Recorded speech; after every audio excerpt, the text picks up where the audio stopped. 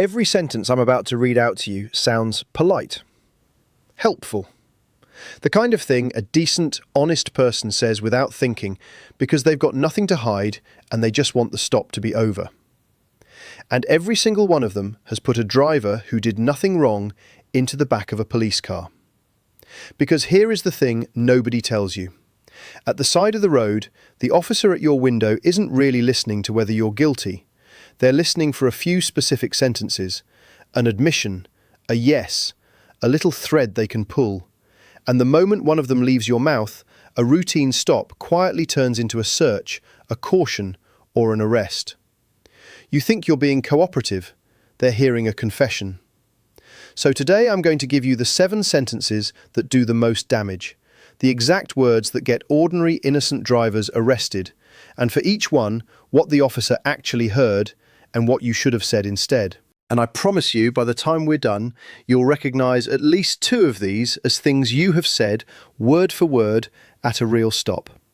Stay with me to the end, because I'll give you the one calm sentence that makes all 7 of these impossible to trip over. And before anyone thinks this is anti-police, it isn't. Most officers are decent people doing a hard job, and none of what I'm about to say is about being rude or obstructive to them. It's the opposite. It's about being calm, polite, and precise, giving them everything the law says you must, and quietly holding back the things that only ever get you into trouble. Knowing the difference doesn't make you difficult, it makes you safe. I'm Oliver Bennett. For 15 years I defended people in police stations and courtrooms across England and Wales, and I sat across the table from person after person who was not a criminal, who was simply nervous and friendly and talked, and who handed the whole case away in the first 60 seconds at the roadside. Not with a crime, with a sentence.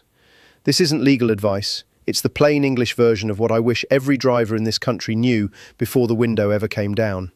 So let's go through the 7, and let's make sure not one of them ever comes out of your mouth by accident. Sentence number 1, and it's the classic, especially at night. I've only had a couple. You get asked, have you had anything to drink this evening? And because you feel fine, and because you don't want to seem shifty, you tell the truth. Just a couple, nothing major. And you think you've been honest and reasonable. What the officer just heard is the one thing they needed, because here's the law most drivers don't know. An officer cannot simply breathalyze you on a whim. To require that roadside breath test, under the Road Traffic Act, they need grounds, a genuine suspicion that you've got alcohol in your body, a moving traffic offence, or an accident. Have you had a drink tonight? Is very often them trying to generate that suspicion out of your own mouth, and I've only had a couple hands it straight to them. You do not have to narrate your evening. A calm, I've got nothing to declare, thank you, officer, is a complete and polite answer. If they lawfully require a test, you comply with the test. Refusing a lawful breath test is itself an offence, so that isn't the game. But you never volunteer the admission that manufactures the grounds in the first place. And understand why this matters so much. The drink-drive limit is lower than most people believe, and I feel completely fine is not a defence. Plenty of perfectly sober-feeling drivers are over it. So the friendly, only had a couple, offered to seem honest, can be the exact sentence that turns a brake light stop into the worst night of your year. Honesty about the light on your car, yes. A running commentary on what's in your bloodstream, no. Sentence number 2 is the one aimed straight at good manners. I know, I think I was going a bit fast, sorry. It comes out when the officer opens with that famous line, do you know why I stopped you?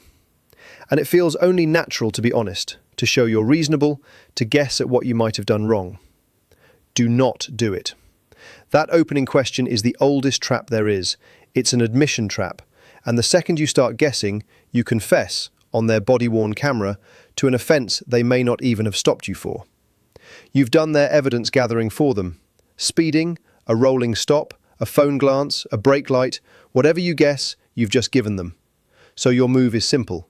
Don't guess, and don't apologise for a crime nobody's proven. You answer the question with a question, warmly. No, officer, could you tell me why? You've stayed friendly, you've admitted nothing, and the burden is back where it belongs, on them to tell you. Sentence number 3 is the single most expensive sentence a driver can say, because it undoes more people than all the others combined. Yeah, go on then, have a look. The officer asks it lightly. You don't mind if I have a quick look in the boot, do you? And it's phrased so it would feel rude, almost guilty to say no, so you wave them in. And here is what almost nobody understands. The entire reason they're asking your permission is that in that moment they may not have the grounds to search without it. A lawful search of your car needs reasonable grounds, but your consent is a shortcut straight around that requirement. The instant you say, "Go on then," you've handed them a search they might never have been allowed to do, and you cannot take it back. So keep this line ready and say it without a flicker of anger. I don't consent to any search. You're not resisting and you're not obstructing. If they genuinely have grounds, they don't need your permission and they'll search anyway, so your no has cost you nothing. But if they were relying on your yes, you've just quietly protected yourself. Never, ever volunteer that yes. Sentence number 4 sounds like the most harmless thing in the world. It's not even my car, it's my mate's. Maybe it's completely true. But listen to what you've just opened up. In one friendly sentence, you've raised the questions of who owns the car, whether your insurance covers you to drive it, whether the owner knows you have it, and what might be inside it that isn't yours. You've handed the officer 4 new threads to pull, and you've done it trying to be helpful. Here's the line you actually have to hold. When you're driving, you must give your name and address and produce your license, your insurance, and the vehicle documents if you're required to. And if you don't have them on you, you can usually take them to a police station within a set number of days, normally 7. That is what you owe them. The backstory of whose car it is and how you came to be in it is not a documentary you need to narrate at the roadside. And there's a real trap hiding in this one, worth knowing about. A lot of people assume their insurance lets them drive any car, or that a mate saying, "Yeah, you're covered," makes it so. Often it doesn't. Driving other cars' cover is far rarer than people think, and frequently third-party only or gone entirely on modern policies.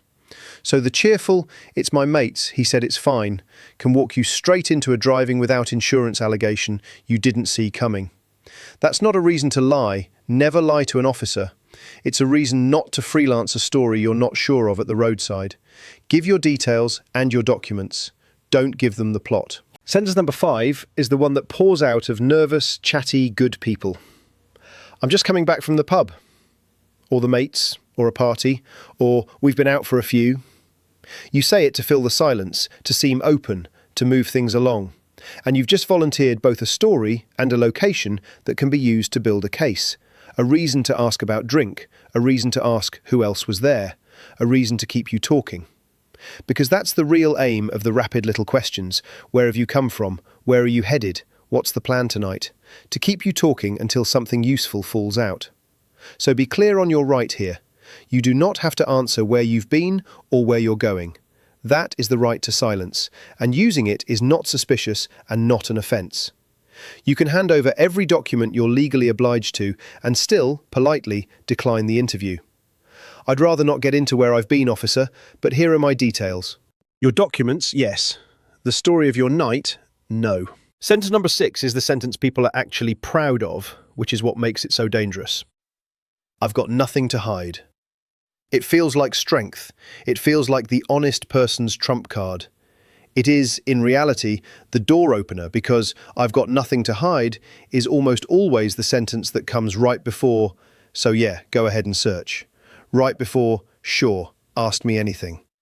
It is not a legal shield. It doesn't protect you from a single thing. All it does is talk you out of the calm, sensible protections you're entitled to keep switched on. And here's the truth underneath it. Cooperating and surrendering your rights are 2 completely different things. You can have absolutely nothing to hide and still decline a search, still decline the questions, because those settings aren't for the guilty, they're for everyone. And it is precisely the innocent, nothing-to-hide driver who most often talks themselves into a problem that was never there. Having nothing to hide is exactly why you can afford to be calm. It is not a reason to hand everything over. And sentence number 7 is the one that comes from pure nerves, and it does quiet damage all the way through the stop. "Come on, I didn't do anything, I swear. Am I in trouble? Am I being arrested?" A rush of anxious words, apologising, over-explaining, filling every silence. It feels like you're demonstrating your innocence. What it actually does is 2 things, both bad.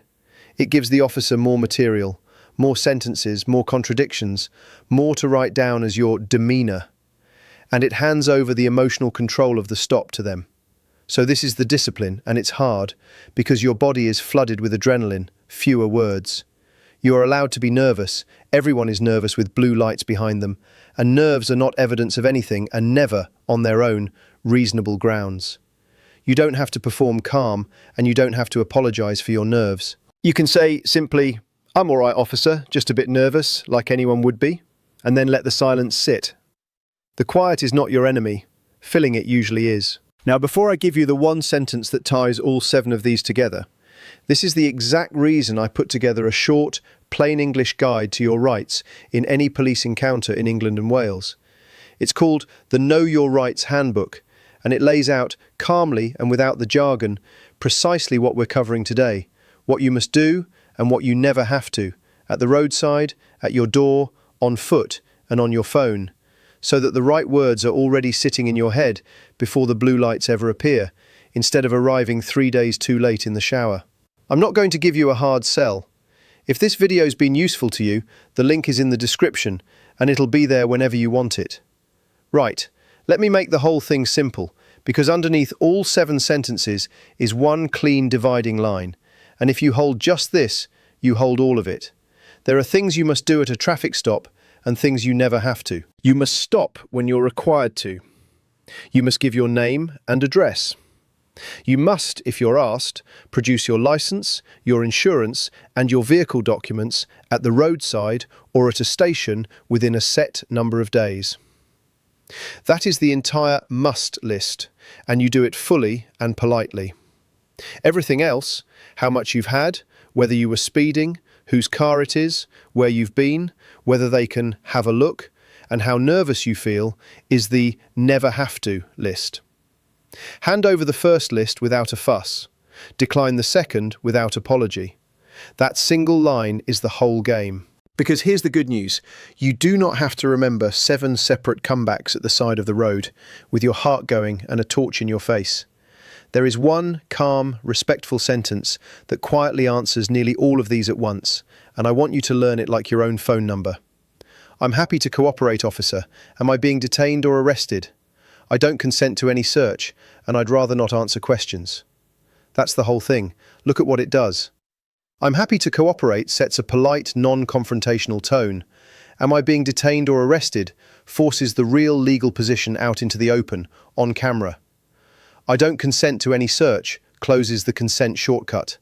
And I'd rather not answer questions steps you calmly out of the interview, while you still hand over your name and your documents exactly as the law requires. Said quietly, that one sentence takes almost every one of these 7 traps off the table. And it does it without a single raised word. Let me show you how that sounds when it all goes right, because hearing it as one calm moment is worth more than any list. Blue lights, you pull over, engine off, window down, hands resting on the wheel where they can be seen. The officer arrives. Evening, do you know why I stopped you? And you, warmly. No, officer, could you tell me why? One of your brake lights is out. Been anywhere nice tonight? Ah, thank you for letting me know about the light. I'd rather not get into where I've been, but here's my license and insurance.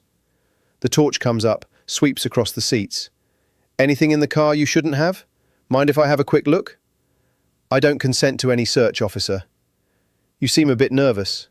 I'm all right, just a bit nervous, like anyone would be with blue lights behind them. All right, do us a favour, step out for me. Am I being detained or arrested? What's the power? A pause because there wasn't one. No, you're free to go. Get that brake light sorted. Will do, thank you, officer, and you drive home. Notice what that was. It was never rude, and it was never a fight. It was a calm, polite driver who handed over everything the law required and quietly declined everything it didn't, and every one of those 7 sentences simply never got said. That is what this looks like in real life. Not confrontation, just knowing the game. So let's bring it home. When that window comes down, remember what's really being listened for on the other side of it. I've only had a couple is grounds for a breath test. Don't declare your evening. I think I was speeding, sorry, is a confession to a crime nobody's proven. Don't guess. Go on then, have a look. is the search they couldn't otherwise do. Don't consent. It's my mate's car, and I'm coming back from the pub, are threads to pull. Give your documents, not your story. I've got nothing to hide is the door opener, not the shield. And a flood of nervous words becomes their evidence, so fewer of them. None of this makes you the awkward one. It makes you the calm one, the informed one, the driver who is polite, cooperative, and completely untrickable. If this helped you, do two things for me. Take a look at the pinned rights card in the description so that one sentence is already in your pocket before you ever need it.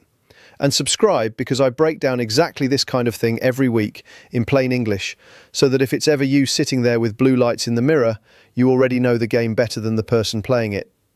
I'm Oliver Bennett. Stay calm, know your rights, and I'll see you in the next one.